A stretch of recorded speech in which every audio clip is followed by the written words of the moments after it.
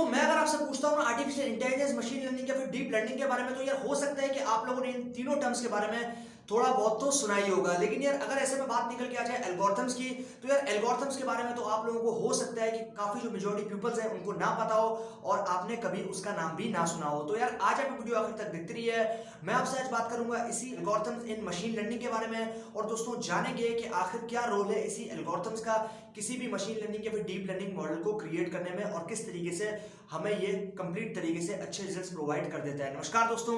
मेरा नाम है यशवंत और आप देख रहे हैं माइक्रोमाइंड। चलिए शुरू करते हैं।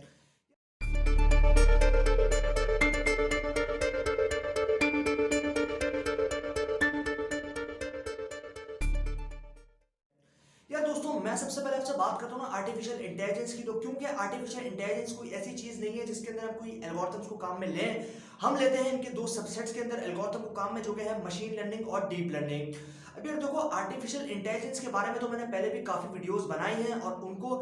जो है वो डिटेल में एक्सप्लेन भी किया है। लेकिन आज हम बात करेंगे स्पेसिफिकली एल्गोरिथम्स इन मशीन लर्निंग के बारे में। अभी यार देखो, सिंपल सी बात है, अगर मैं आपसे बात करता हूँ ना हम इंसानों की, तो सीधी सी बात है कि हम जो इंसान है वो किस तरीके से आगे वाले को रिप्लाई देंगे, ये हमारे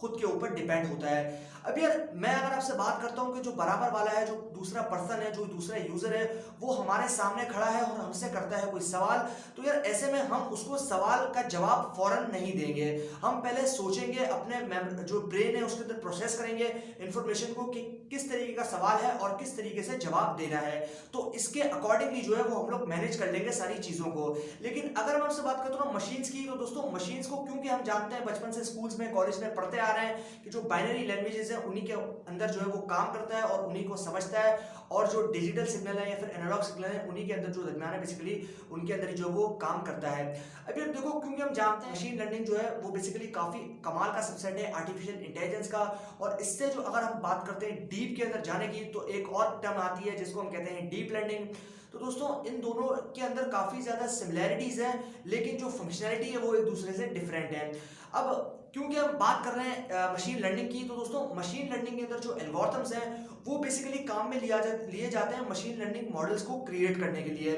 अब यार सीधी सी बात है, अगर मैं आपसे बात करता हूँ ना इंसानों की, तो इंसान जैसे मैं अगर आपसे बात करता हूँ एग्जाम्पल के साथ में, अगर आप किसी चीज को समझते हैं कि मान लो कि हम 3 यूजर हैं, अब 3 यूजर है तो 3 यूजर के यूजर 1, यूजर 2 और यूजर 3 नाम दे देते हैं। अब यार देखो, मैं अगर आपसे बात करता हूँ ना इन तीनों से होता है एक सवाल, और यार इन तीनों से जो सवाल होता है वो कंप्लीट तरीके से जो सवाल है वो डिफरेंट है एक से दूसरे तक। मतलब ये कि पहले यूजर से जो सवाल हुआ वो डिफरेंट था, दूसरे यूजर से जो सवाल हुआ वो भी डिफरेंट था, और तीसरे यूजर से सवाल हुआ वो भी डिफरेंट था। तो क्योंकि इनके जो ब्रेन से बेसिकली ये कंप्लीटली डिफरेंट तरीके से जो है वो प्रोसेसिंग करेंगे, और प्रोसेसिंग करने के बाद में जो इनके आंसर्स होंगे वो भी एक दूसरे से कंप्लीट तरीके से डिफरेंट होंगे। अब डिफरेंट क्यों होंगे? क्योंकि जो क्वेश्चन था वो कंप्लीट तरीके से डिफरेंट था, तो जो आउटपुट आया वो भी कंप्लीट तरीके से डिफरेंट आया। अब इसी तरीके से हम जो है वो एल्गोरिथम्स को यूज करते हैं किसी भी मशीन लर्निंग मॉडल को क्रिएट करने में, ताकि जो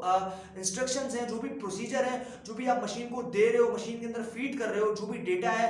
बेसिकली डेटा सेट्स होते हैं जो भी आप फीड कर रहे हो मशीन के अंदर अलग अलग एल्गोरिथम्स के थ्रू, और उसके बाद में मशीन जो है वो आपको किस तरीके का आउटपुट देती है। क्योंकि मशीन जो है वो प्रिडिक्शन की शक्ल में जो है वो आउटपुट आपको प्रोवाइड करती है, बिल्कुल एग्जैक्टली ये नहीं बताती जिस तरीके से ह्यूमन बता सकता है कि हाँ आपके पास रिजल्ट है वो ये होगा। क्योंकि मैं बात करता हूँ ना अगर ह्यूमंस की, तो कभी कभार ह्यूमंस भी जो है वो कंप्लीटली प्रिडिक्टेड रिजल्ट्स हमें प्रोवाइड करते हैं, एकदम जेन्युइनली जो है वो किसी को भी नहीं पता कि जो एंड रिजल्ट होगा वो क्या होगा। अब मान लो कि हम ह्यूमन है, एज अ ह्यूमन कि हमने अगर कोई पूछता है कि भाई अगर कल क्रिकेट मैच था, अब कल क्रिकेट मैच है या कल क्रिकेट मैच था, अब किस चीज का मैच था वो हमें नहीं पता, लेकिन अगर हम प्रिडिक्ट करें कि भाई कल जो है वो इंडिया का मैच था इंग्लैंड के साथ, या फिर इंग्लैंड का मैच था वेस्ट इंडीज के साथ, तो ये जो है ये हमारी प्रिडिक्शन है। अब कल कोई भी रिजल्ट हो लेकिन हमने प्रिडिक्ट किया, अब हमारी जो प्रिडिक्शन है, हमारा जो ब्रेन की कैपेसिटी है, कैपेबिलिटी है उस चीज को पोर्ट्रे करने की, वो कितनी ज्यादा अच्छी है ये हमें पता चलेगा कल जब होगा मैच।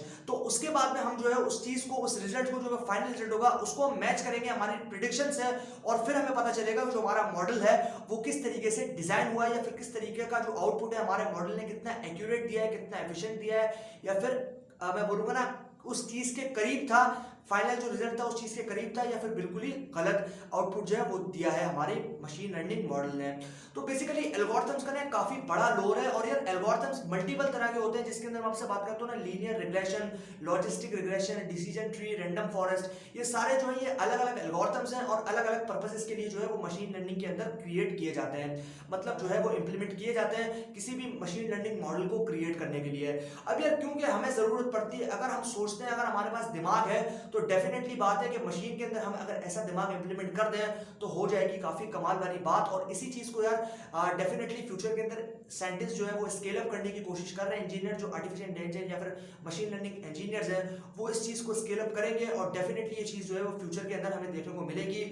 बिल्कुल एक्यूरेट तो नहीं, लेकिन जो है वो काफी हद तक अच्छी ही देखने को मिलेगी। तो दोस्तों इसका जो कंसेप्ट है ना वो काफी ज्यादा कमाल का है। और यार मैं अगर आपसे बात करता हूँ मशीन लर्निंग की, तो मशीन लर्निंग के अंदर जो है वो क्लासिफिकेशन एल्गोरिथम्स को हम यूज करते हैं, अलग अलग डेटा सेट्स को जो है वो देते हैं मशीन को कि भाई मशीन जो है वो किस तरीके का प्रेडिक्शन हमारे सामने लेकर आ रहा है। हमें मान लो कि हमें जो रिजल्ट है वो पहले से पता है, अब हमने जो डेटा सेट्स है वो दिए मशीन को, और एल्गोरिथम जो लगाया, मान लो कि हमने जो है वो लॉजिस्टिक या फिर लीनियर रिग्रेशन जो है एल्गोरिथम्स हमने इंप्लीमेंट किया। अब after the implementation of algorithm उसने क्या किया कि उसने हमें एक प्रेडिक्शन प्रोवाइड की कि हाँ ये प्रेडिक्शन है, अब आप इसको जो एंड रिजल्ट है, जो फाइनल रिजल्ट है उससे कंपेयर करो। अगर आपका मॉडल बिल्कुल करीब है तो भी काफी अच्छा परफॉर्म कर रहा है, अगर आपका जो रिजल्ट है वो काफी एक्यूरेट है तो कमाल वाली बात हो जाएगी, और अगर गलत है तो आपके मॉडल के अंदर जो है वो काफी ज्यादा डिससिमिलरिटीज है और काफी ज्यादा मैं बोलूंगा ना डिसफंक्शनैलिटीज है, जिसकी वजह से जो वो रिजल्ट्स हैं वो एकदम एक्यूरेट नहीं प्रोवाइड कर रहा है, या फिर आपका मॉडल जो है